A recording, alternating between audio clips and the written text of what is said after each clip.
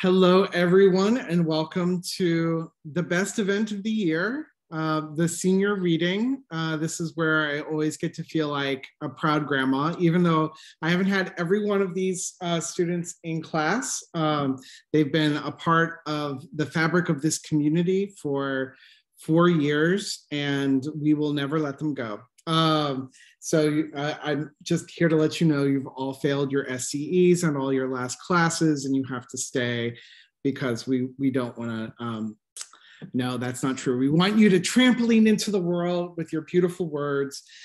So we will be starting off. We have 6 readers tonight, and they will each preface their remarks if they need a content or trigger warning. And after the reading, we will be announcing the winners of the Literary House Writing Prizes as well. So first up will be Isabel Anderson. Isabel, do you want to go ahead and unsilence yourself and lead us off? Okay. Okay, I'm just going to read one poem. This is called Lamenting the Locked Body. The string of multicolored lights becomes a series of lens flares in real life, astigmatism and everclear coil and camber into some balletic visual mass. Tongues meeting under dusty roofs on that old Queen Street, some step towards satiation. Not for you, though. You, darling, get the mothballs, the couch and its fabric-skinned knees, teaching you something about deseaming as it spits its foam intestines into your lap like a benediction. On these nights you fill and empty and dust yourself with imitation gold, you let yourself pray you'll want again, seated unindulgent in that hungry room. Your 100-proof hush and wallflower wasting would be unsettling, but the others are too enamored with salt to notice that you're onto the limelight. Teeth shielded by the inedible, you're looking around for what comes next. Is it the after or the again? And the room cycles, the actors swapping partners, saliva, and something imperceptible and human you cannot name. So you weave untethered threads through any opening in the paisley, a trial in what could be your own unsplitting. A boy settles onto an uncovered arm, asks about your mending, and you tell him this project will take all night. Will extend beyond this weekend and next, but now he knows where to find you. Opting for quarters and tequila, he calls you tease, pulls a couple of loose strings and finds something to fill his stomach. Withdrawing with a palm full of stuffing, you scatter with the others along the asphalt, a pilgrimage of double vision and discernment between one image of sated 20-somethings and the other of men with tangled fingers and women unspooling. Thank you. Thank you very much, Isabel. Can you tell us what you're majoring in and where you're from, too? Yes, I'm an English major. I'm from Baltimore, Maryland. And then I'm going to ask you one more question, just because we have 5 minutes for you, and I want more of your voice. Can you recommend a book or a movie that you've read recently or seen recently? Not so recently, but I recommend Life of the Party by Olivia Gatwood. It's one of my favorite books. It's about murdered women. I wrote my senior thesis on it. It's incredible. Wonderful. Thank you very much, Isabel. I still remember when you were first on campus, so it is really strange that time has passed so quickly like this. Next up to the mic is Emma Campbell. It was not neat, but beautiful chaos, and it was hers. Her spirit danced in the laughter of garden parties. The sounds of drinks clinked next to Olympic bowls of fire. Delphine watched over pools where children shrieked and splashed. Hidden sanctuaries behind columns under trees, Medusa in stone smiled from her fountain at Pegasus and Leda grounded in mosaic.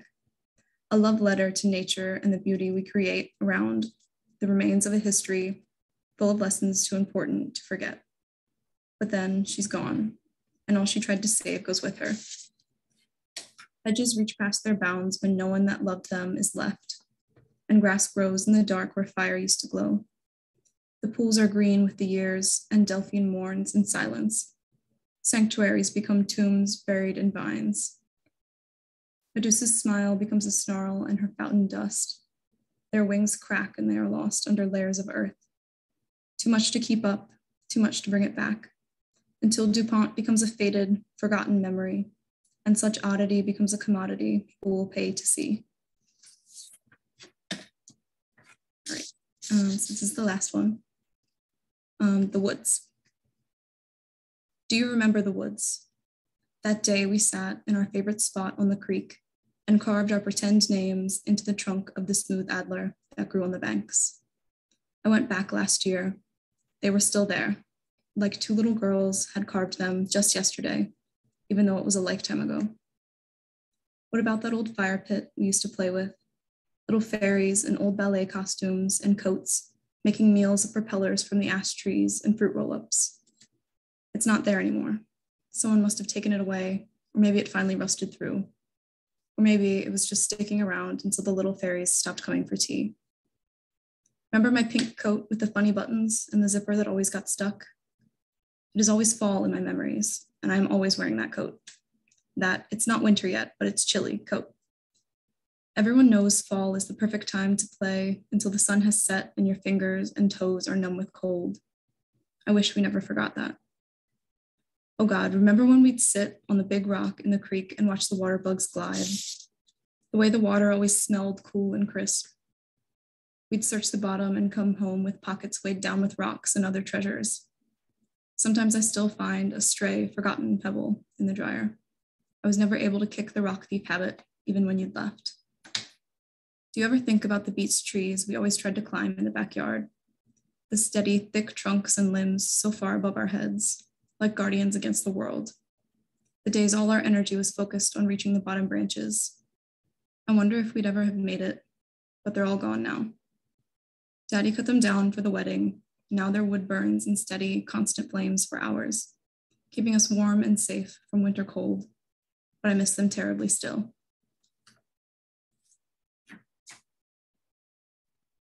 Thank you, Julia. Wow, the past never felt so vivid and possible than in your capable hands. That was really beautiful. And tell us your major and your SCE.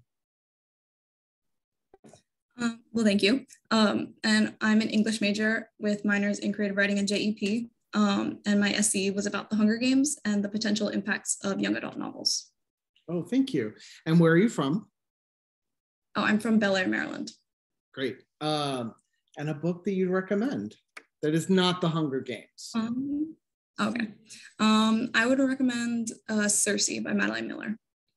Wonder that somehow makes perfect sense. Thank you very, very much, Julia. Next up is Teddy Friedline to the mic. Hello. I will be reading two poems for you all this evening. The first of them is entitled Game Show. Hello, welcome to the game show. This game show is easy and you can win fabulous prizes. In order to win, all you have to do is choose between two boys. The boys are the same. The boys are different because one of them is a boy and one of them is a painting of a boy. All you have to do is look in this mirror and tell our studio audience what you see. All you have to do is forget the boys I mentioned before. All you have to do is number your narrow teeth and scrape the paint off your fingernails before picking the nails themselves into sharp crescents that fall into your lap. All you have to do is answer these trivia questions.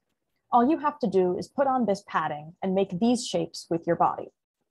All you have to do is be lucky. All you have to do is get lucky. Congratulations, you've won. You get to choose between two prizes. The first is a boy who is solid and blue under the skin, no organs, whom you can love and who will maybe love you back.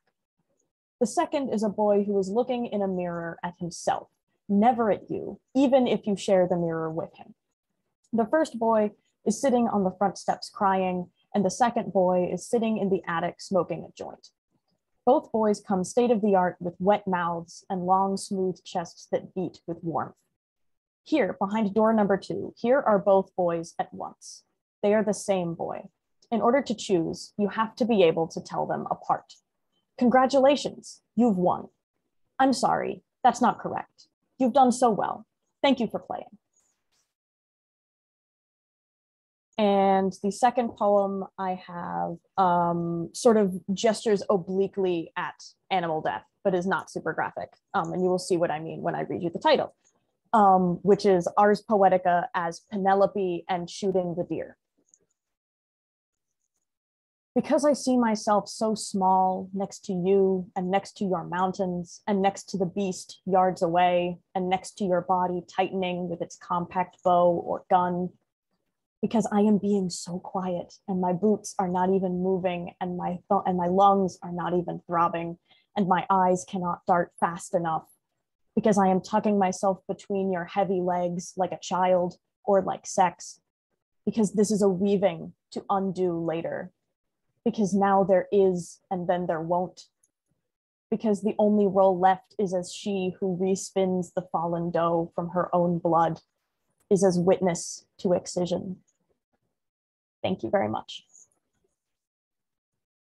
You know, if you ever wondered what the Portrait of Dorian Gray would be like as a game show, now you don't have to wonder anymore. That was really incredible and imaginative. Thank you for taking us to very, very odd, beautiful spaces, Teddy. Tell us about where you're from and what your majors are. I am from Greenville, South Carolina. And my, I'm so sorry, I completely lost my train of thought. My major is in English with a double minor in creative writing and art and art history. Would you like me to say something about my SCE as well, Dr. Hall? Please, would you? My SCE is on Lemony Snicket's A Series of Unfortunate Events, specifically looking at genre studies in relation to the series and looking at cosmic horror in the series as opposed to its general Gothic roots. Wonderful, thank you. And would you recommend a book for us to read? I would love to. I will spice things up. I'll recommend a play.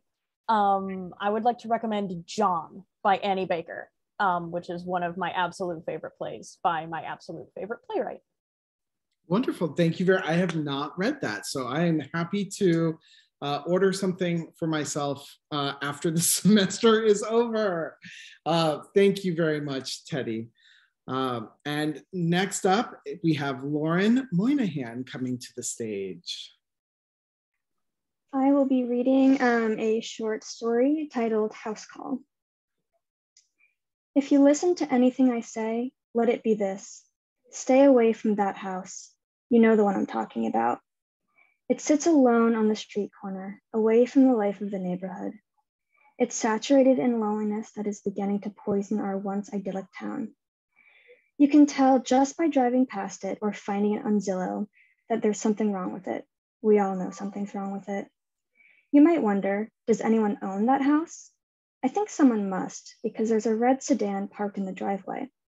It disappears, sometimes for days on end, but it always comes back. I've never seen anyone get in or out of that sedan, but there has to be someone. If, for some reason, you don't know what house I'm talking about, know that you're lucky. This house is odd and nearly unbearable to be around. Sure, in many ways, it's the same as any other house on any other street. It's a white two-story colonial with a brick chimney and a pretty front garden. But it's that perfectly manicured garden that troubles me the most. Who's taking care of it? There's also the fog that shrouds the house every night. There's something wrong with that fog too. It kind of glows, just like the star stickers on kids' ceilings. I used to have those stars, but I took them down a long time ago. It's just a house, we tell ourselves, just a regular house in a regular neighborhood, but we all feel the pull. My sister Abby felt the pull when she was 16. Her curiosity was much stronger, much more potent than anyone else's.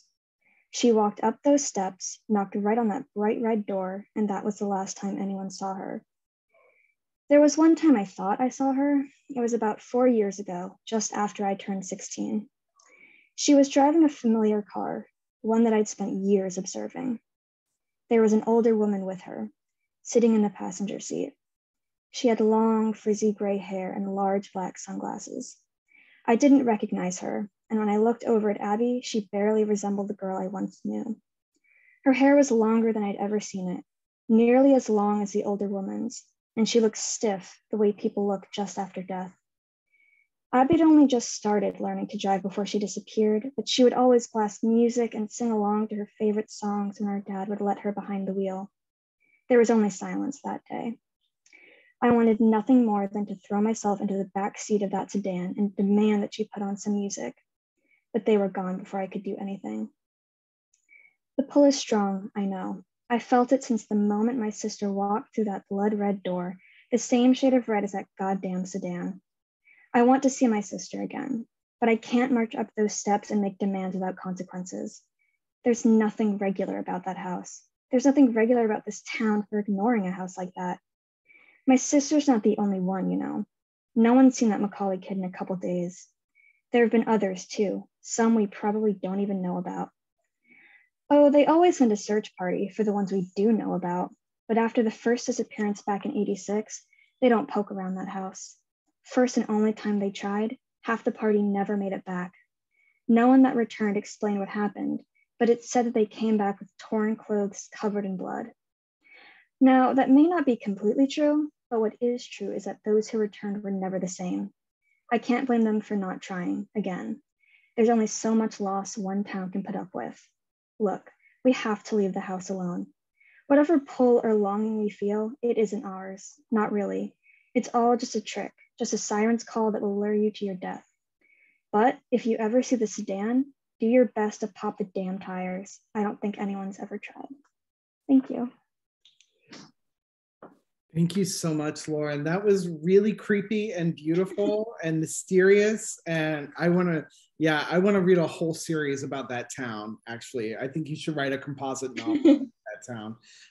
There's only so much loss one town can take.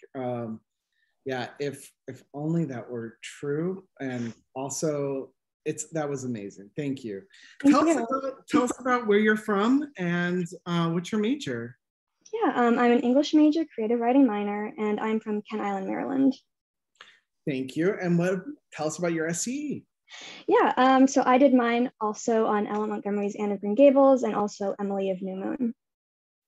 Wonderful. And would you recommend a book? Yeah, I read this a while ago, but I really enjoyed The Rest of Us Just Live Here by, I think, Patrick Ness. Wonderful. And what year did you come to the Cherry Tree Young Writers Conference?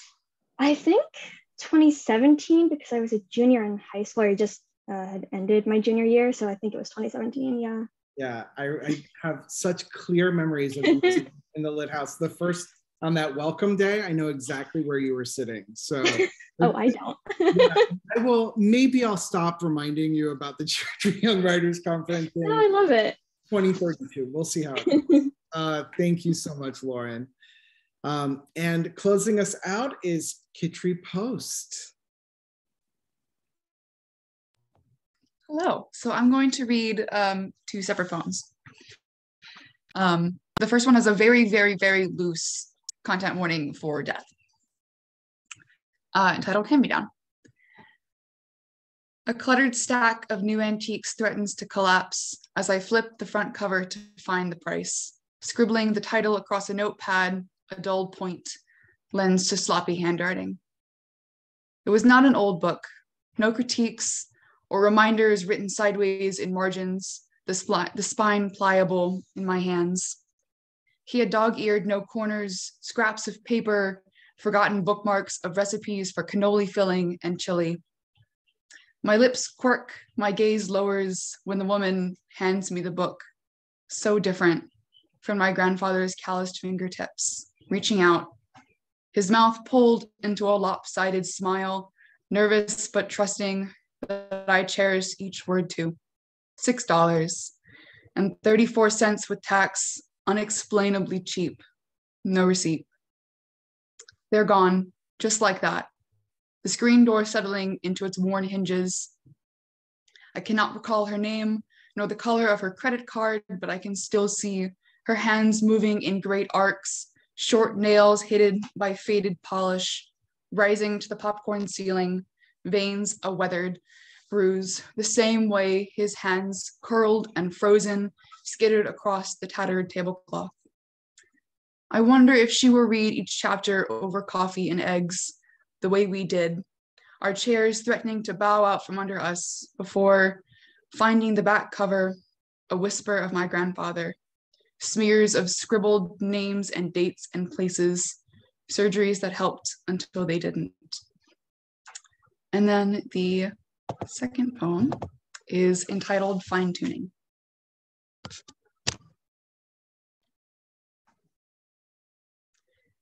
Hush, listen, please, just come home.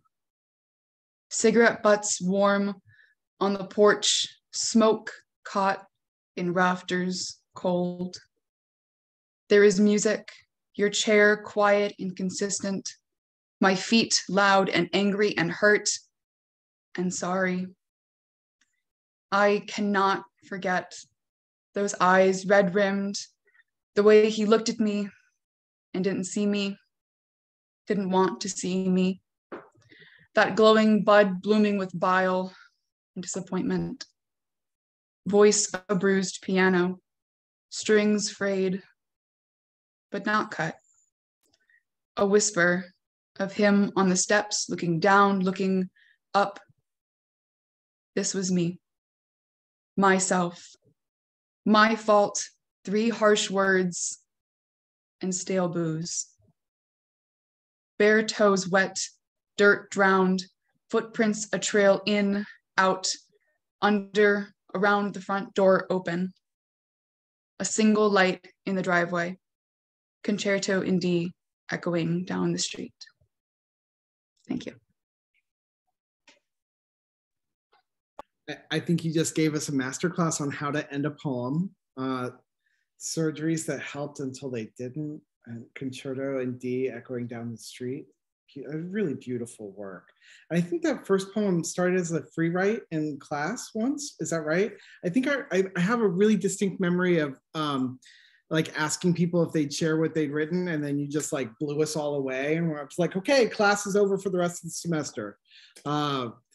So thank you for those poems, Kitri. Tell us a little bit about you. What's your major or majors and SCEs, and where are you from and all that? So I am a double English history major with a minor in creative writing from Savannah, Georgia. My SCE was looking at othering in popular horror novels, looking at Stephen King's Pet Sematary, Empire of Wild by Cherie Dimoulin, and The Only Good Indians by Stephen Graham Jones. What was your history thesis about? Because you had to write a different SCE for them, right? That was looking at the Wabanaki Confederacy, which is the Abenaki tribe in northern Maine and Nova Scotia, and looking at them and their participation in the American Revolution and how they were better than the rest of the Americans, but we just said that didn't happen. Wow. All right. And would you recommend a book for us? Yes. So I read this last year. It's Bridge of Clay by Marcus Zusak. And it's incredibly lyrical and just a really, really beautiful, beautiful story. Thank you very much. Can we all unmute and have a round of applause for all of our readers tonight? Yeah, this is please yell out if you like. Thank you all for your words. This was a really I always leave this reading feeling like so much hope for the future of American literature, because you all are just really incredible. So my imaginary hat is off to you, always and forever. Please go and read the chat, because folks were commenting while you were reading. So make sure you get all that love. And Emma wants you to say Savannah, Georgia again, Kitri. So would you indulge? It's the twang. It's Savannah, Georgia. You gotta get like the door. I don't usually hear. Thank you for playing it up for the YouTube video. All right. So thank you all to our readers. And it's my pleasure now to announce some writing awards. So first, I'd like to thank everybody who entered. It's not easy to write. It's not easy to toil away and hone your craft and then have the bravery or whatever it is, the gumption to send your work out. It's not easy to meet a deadline, right? Especially in a pandemic where time has just like contracted and expanded and melted. And anyway, so thank you all for entering. You did not make it easy on the judges. The first prize I'll announce is the William Warner Prize for Creative Writing on Nature and the Environment. It's awarded to the Washington College undergraduate who shows the greatest aptitude for writing about nature and the environment. It does not have a specific genre. The prize is named for and was endowed in the honor of William W. Warner, author of the Pulitzer Prize winning book, Beautiful Swimmers, Waterman Crabs, and the Chesapeake Bay. According to Mr. Warner's wishes, the judges give preference to, but in no way limit, their consideration of students who write about the natural history of our Atlantic shore, from the Canadian Arctic to the Gulf of Florida. The winning piece receives a cash prize of $500, and it was judged this year by me. So the judge, me, would like to highlight an honorable mention, which goes to Michelle Henry for her essay, Language of the Living. And I'm pleased to announce that the 2022 winner of the William W. Warner Prize for his essay, Naming the Sycamore, is Brennan Kiefer. So congratulations to Michelle and to Brennan. That was a very difficult decision. There were lots of really, really, really good pieces. The Literary House Genre Fiction Prize is up next. It's awarded to a Washington College undergraduate for the best work of science fiction, fantasy, mystery, or horror. The winning entry receives a cash prize of $100. This year's entries were judged by the writer Sequoia Namagatsu, who named Natalie Martinitis the 2022 winner of the Lit House Genre Fiction Prize for her story, The Dreamer. Congratulations, Natalie. And last but not least, and certainly the most prestigious, is the Pfister Poetry Prize, which was created through the generous donation of Jude and Miriam Pfister in partnership with the Academy of American Poets, one of our country's most important literary organizations. It carries a $100 cash award, and winning poems are considered for publication in American Poets, the Academy's biannual journal. Jude and Miriam Pfister are with us tonight, so please give them a round of applause for always supporting the Lit House and our students. It's an honor that you are here and an honor to have you working with the Lit House. Thank you so much for your support of student poetry in general. So this year, the judge was Julie Marie Wade, who selected a winner and two runners up, another testament to the really tough competition. So the runners up for the Pfister Poetry Prize, announced alphabetically, are Teddy Friedline for their poem, This Place is Best Shunned and Left Uninhabited, and Joshua Torrance for the poem, Yearling in the Tar Silk. So congratulations, Teddy and Joshua. The 2022 winner of the Pfister Poetry Prize is awarded to Isabel Anderson for the poem entitled The Last Tinder Date Below Ground 2021. And so congratulations, Isabel. I had hoped maybe we would hear that poem, but that's okay. Another time perhaps. And definitely Jude and Miriam, I'll send you a copy. So congratulations to everybody. Thank you again for entering, for making words matter, for making words that matter and reading them to us. Again, this is a really beautiful night, full of beautiful words and beautiful sentences. You all just take my breath away. And that is how I'll leave it. Thank you very much for coming. We hope to see you soon.